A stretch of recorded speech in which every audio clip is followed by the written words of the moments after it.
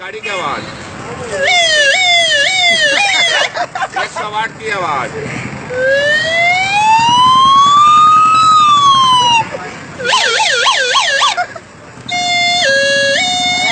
Ambulance, एक कुत्ते की आवाज, जो कुत्ते के पत्थर मारते हैं।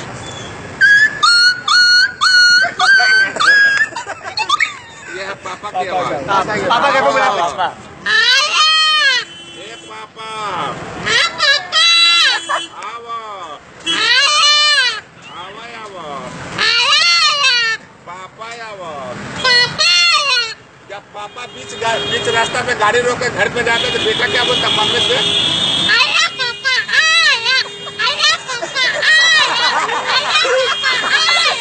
हाँ बिल्कुल सब रहती है, बेटा को मारते, बेटा कैसे रोता है?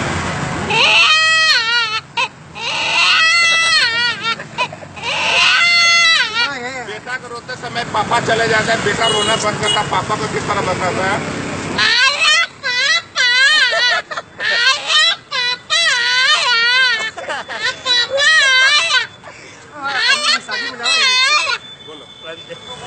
ले ले ले, आवाज मस्त निकाल यार। ये ले लो पापा वाला। आवो पापा, आओ। ओ मम्मी पापा आई है।